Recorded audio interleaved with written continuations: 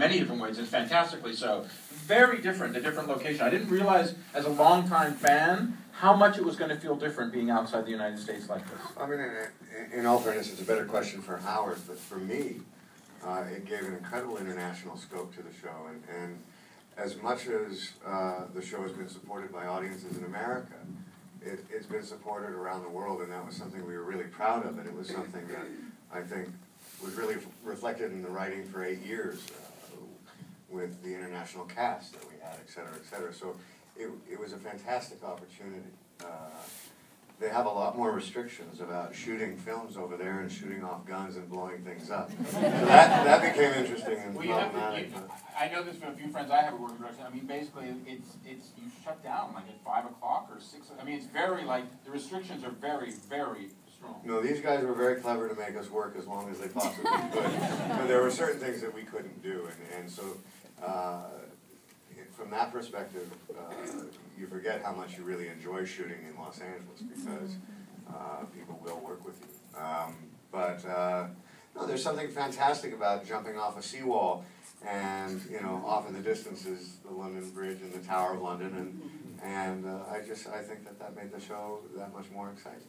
Well, I mean, also one thing I think Mary Linda made exciting is the relationship between you guys, which is so fundamental to the core of 24, was so, in many ways, so fractured and then so resurrected. And I want to know for you, how was that coming back, and how was that? You were a different person in this one. Yeah.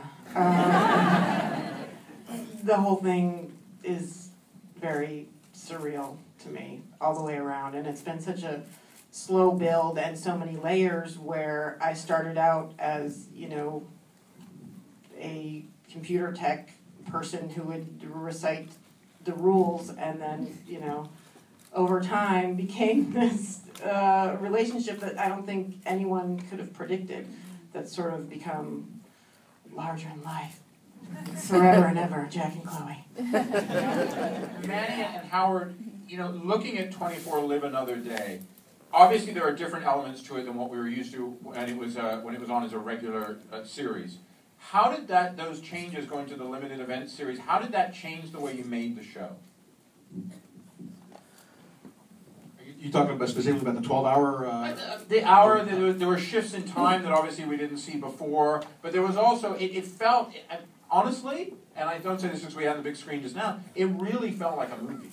Yeah, no, thanks. Well, it's interesting that there actually are no shifts in time. The only shift in time is in this episode, where we jump forward 12 hours. The rest of the series was in its usual real-time aspect. We tried to do shifts, but the problem is that 24 has multiple stories going. And so if you're going to jump forward 2 hours, all 4 stories have to be prepared to jump forward 4 hours or 2 hours. And we just realized it kind of let the air out of the balloon, and it was extremely hard to do. So we decided to go straight through, and we thought that the way this episode ended was a perfect place to jump forward 12 hours and see the next morning and see Audrey's going on the plane and whatnot. So that became our choice. Howard, this episode and this series, but in this particular episode, there are so many emotional peaks and valleys. Obviously, Jack and Audrey's relationship, your guys' relationship. I even found the relationship between the Prime Minister of England, played by the incredible Stephen Fry, which I have to say was a real coup for you guys. A real coup. Also, it was real nice to have a president who, while there were issues, his certainty and morality didn't seem to be one in this particular case. But how, you really took people through the emotional ringer with this. Were you concerned that maybe people weren't gonna commit the way they had with the regular series?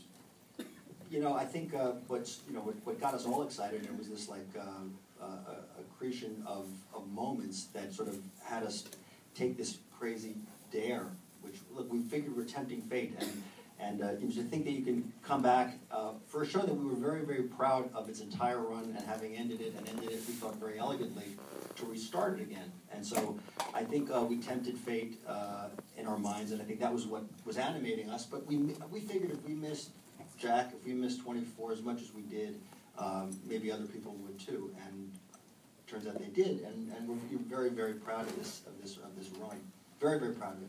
And to answer your first question, loop backward, endings are really where, and there's an inside you know, there's something that we'll keep to ourselves. Some certain things, how the sausage is made is best left within the family. But it was endings are challenging. And but it's a beautiful ending. We made some sausage. We made some sausage. Some of us are missing digits in those sausages, but Sausage is like democracy, and 24, you don't want to know how it's made, but you don't mind eating it? something like that. That was deep. I got very few tricks. I got to pull them all out sometimes. Kiefer, for you with this character, you know, we have seen him go through so much. But I have to say, as a fan from season 1 onwards, and we were talking about this with people earlier, you know, 24 was, in my opinion, it was the post 9/11 series. It allowed America, and I think many other places in the Western world, to talk about things that we maybe didn't have a voice to talk about or a way to talk about. Coming back with this one, you talked about the international feel. How did it feel to you with this, the coming back, and the scope taking on a different Jack? I mean, this was a man, I felt more than ever, was shattered. Mm-hmm. The question is, how did it feel? Yeah. From two perspectives, and I really, and it goes to the writing for this through the entire series with regards to Jack. Whatever happened to Jack in the first day was the baggage he carried with him for the second day. Whatever happened to him in the second day is what he carried. He carried the first and the second day with him through the third. So this character was constantly evolving. So to have had a break of, what was it, almost 2 years? 4 years? Completely in denial. Completely in denial. To have had a break for 4 years, I remember when I first got the call from Howard and Manny about how excited that break and kind of I didn't get feel that about call. what they can do. You got the next call. I'm kidding. No, she texted after she She heard it. texted. She said, "Am I in this? Am I in this?" And so from that perspective, it was really exciting. And I have to be honest, I knew about getting ready to start the show 6 months before we started to shoot it. And Howard and I have had this conversation many times. You know, I was very excited about to have the opportunity to play the character again, to me the character as a real friend. And for 6 months I was, you know, getting ready and preparing and working out. And then all of a sudden we got there. And I don't think I've been more scared in my life. And I think, like Howard said, I think we managed to do 8 seasons of 24 episodes each year. And we managed to get out, I think, with some dignity, and we were proud of it. And all of a sudden I felt the pressure of, oh my God, if this is not as good or better than what we have done before, we're in real trouble. And I think John Cassar, our lead director, I know Manny and Evan felt like that. And that is the kind of thing that we'll only understand, you know, amongst ourselves. And so I lived in a constant state of fear for the 6 months that I was in England. And when it was over and I actually took a deep breath, I was actually, man, I wish I had done more stuff in this city. And we had kind of a big send-off and that was it. And, but just literally spent a lot of time just worried about I just want to how add people were going to take it.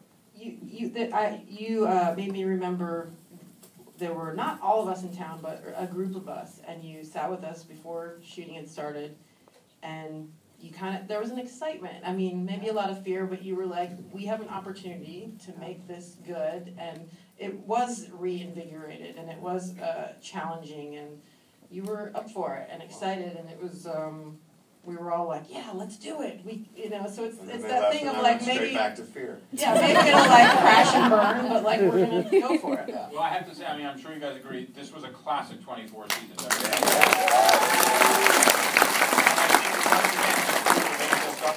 There are second acts, and I think that you guys did a great one with this. I mean, I think you took out Jack back in 2010. It was an elegant ending. It was perfect. I think a lot of people missed the character in the show, but I think show's end. This is the way it is. This brought it back in a way where it did no injustice to itself. Thank you very much. Thank you. And I wanted to ask, Howard, maybe you're the right person for this. You know, in the time since 24 first hit the air, the early part of the 21st century, and then it ended in 2010 and coming back, television has changed a lot. In a way, television caught up with 24. I mean, I think, and I've said this before, I think that 24 invented binge watching before anybody knew it was called binge watching. Right? I think that when you brought back this, I mean, you guys brought this back last year as a limited event series.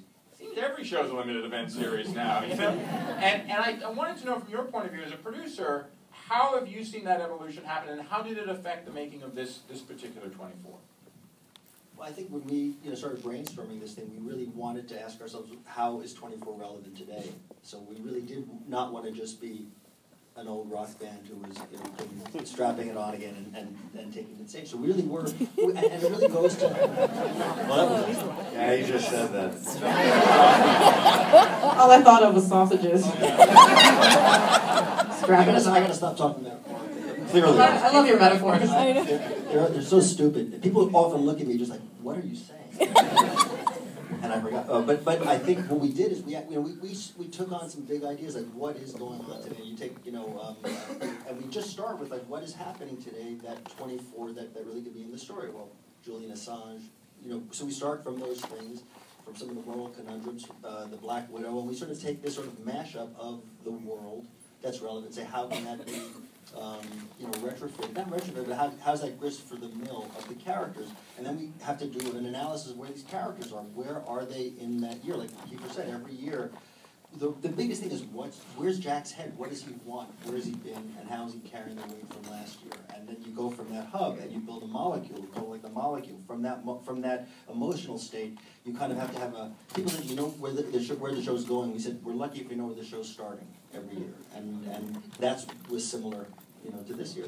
Yeah, it was months to figuring out the first episode. There was a lot of meetings and fights, and originally Jack Bauer started in jail somewhere, and then that was we were struggling, but we finally hit on it.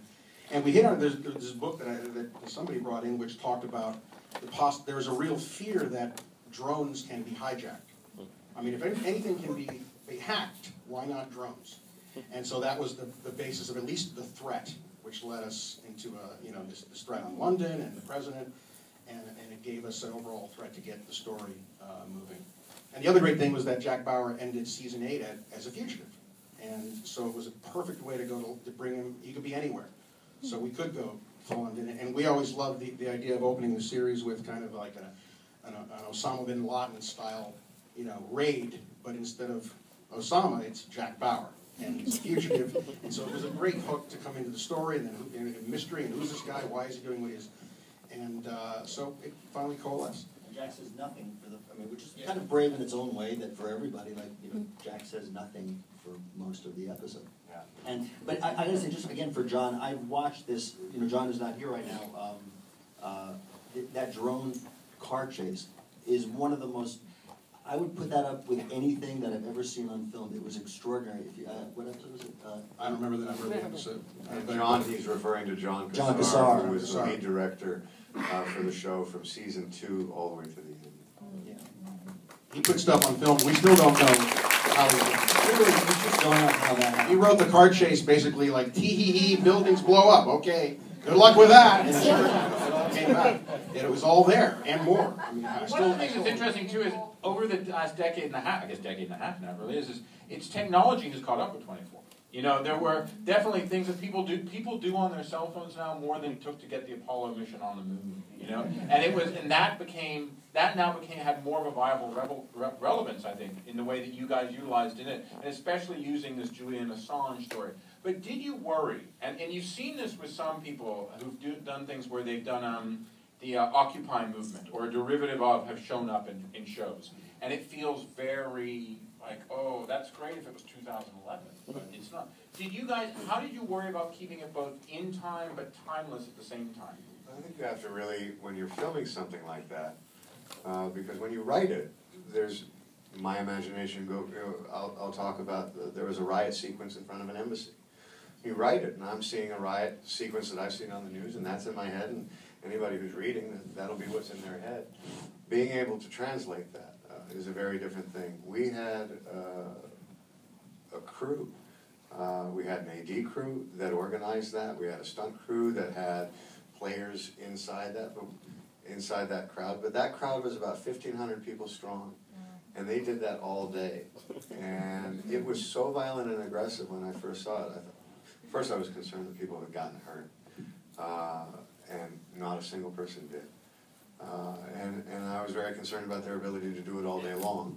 So it requires a commitment on all kinds of levels. You can have a director who has the vision, but if he can't have the support within the crew, then he's screwed. If you can't find the actors or the extras that are willing to put themselves out like that, they're screwed. And I have to say, I think the success of 24 has made it very easy for us, because we end up getting fans of the show that are coming to help us, and they seem to go an extra mile for us. And so to all of those people that I'm sure are limping somewhere now, we've been unbelievably grateful for that.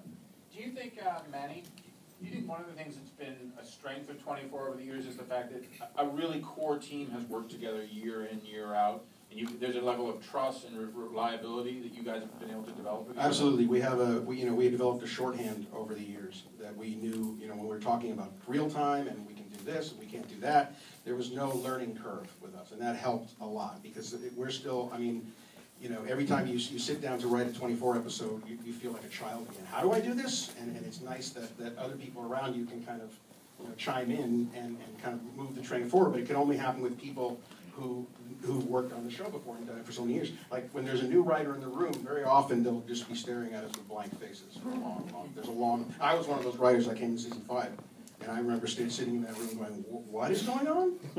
But you catch up. Do you ever go back and watch past episodes? Oh yeah, I'm actually a fan. I actually was, I watched this episode. I couldn't leave. I was going to go up to the green room, and I ended up watching the whole thing. My daughter just started watching the series last year for the first time, and she said, "This is unbelievable." She comes in like every day having watched. It's really fun.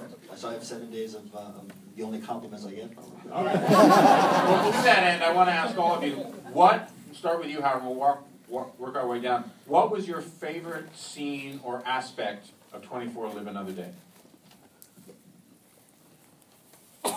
Well, this will sound perverse again after what I just said, but I'd say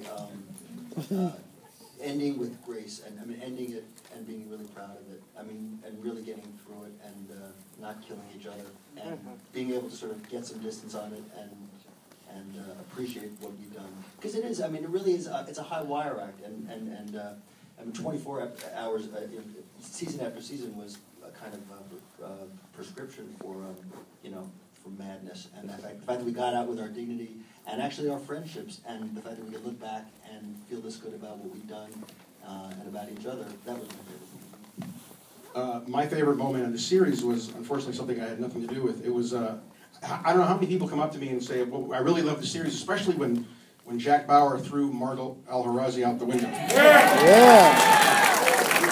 Well, this is where the greatness of collaboration and greatness of working with Kiefer is that we wrote that Jack, we didn't know how to kill her.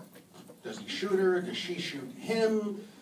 Jack can't kill somebody in cold blood, so we were like, and we got word back from London. It's like, Kiefer wants to throw her out a window.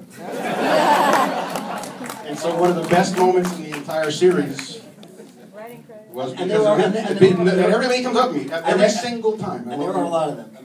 There's one after another, by the way. Kiefer has made us look very, very good. Very, very good.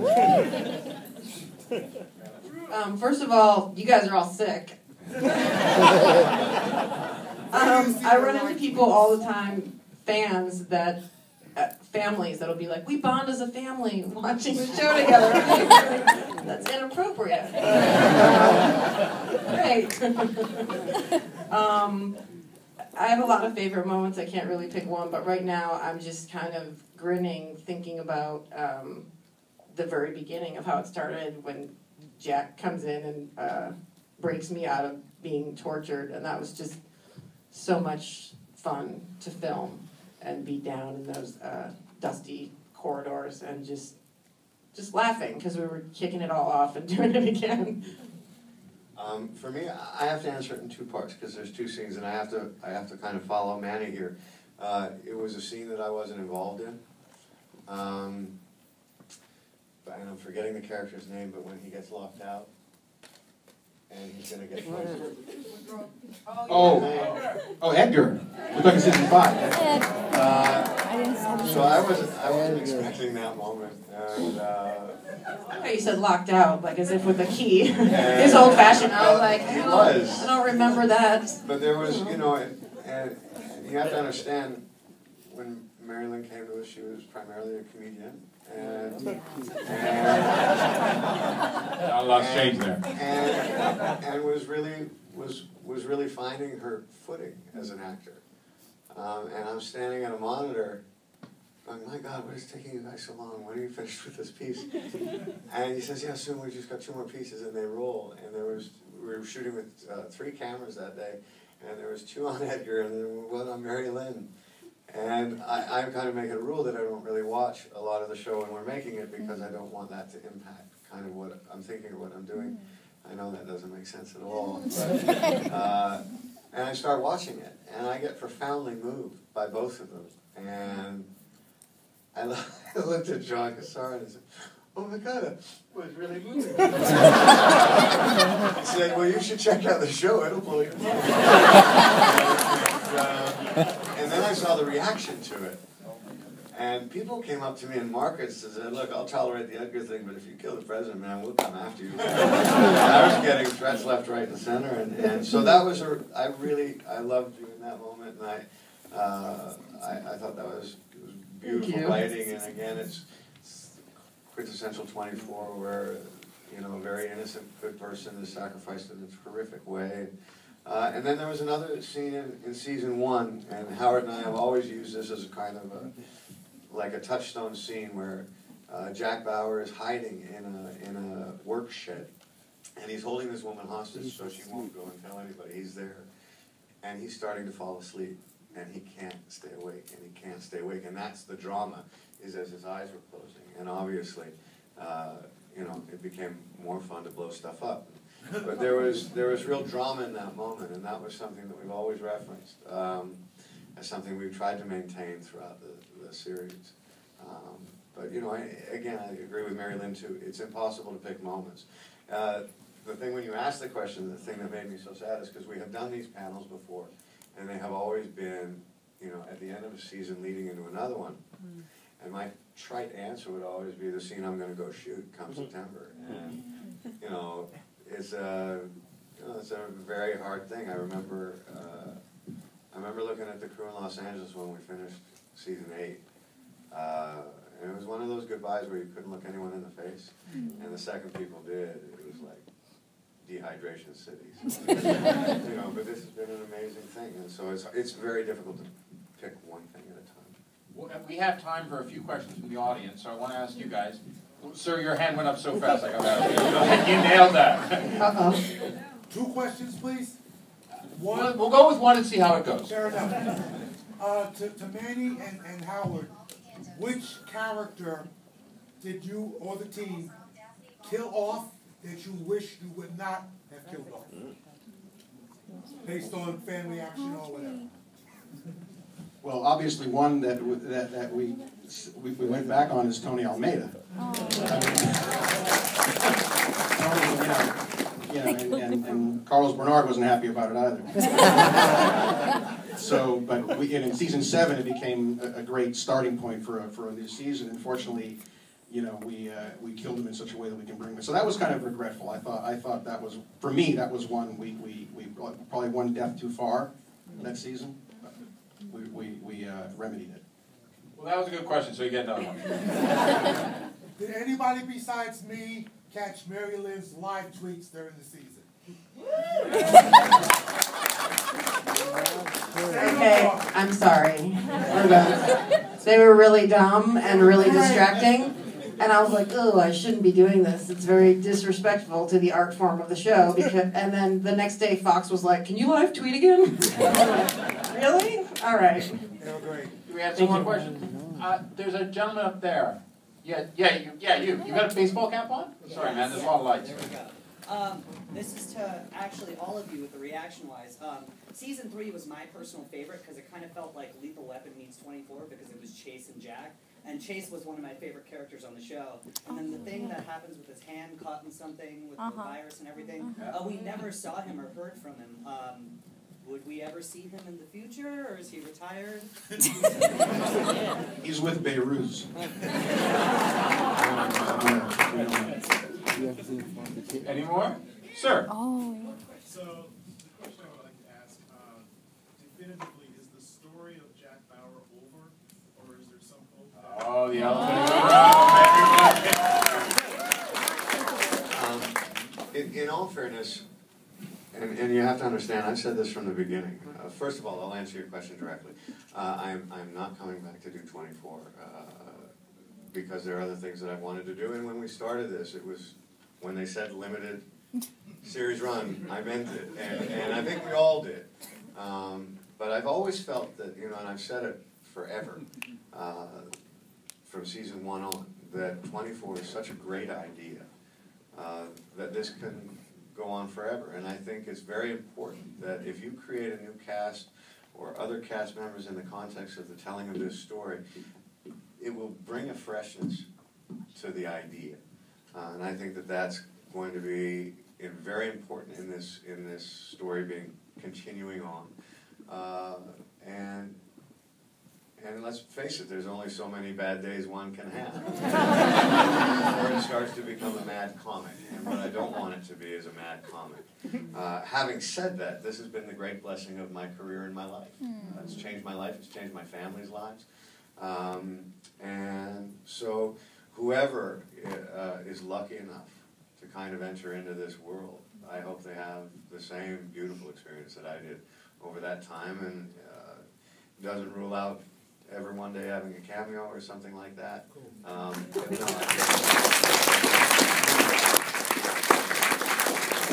Well, we'd like to do something a little special that we like to do, and we like to do it for you guys as well, is we're going to take a selfie that we'll put up online so all you guys can show people that you were here today.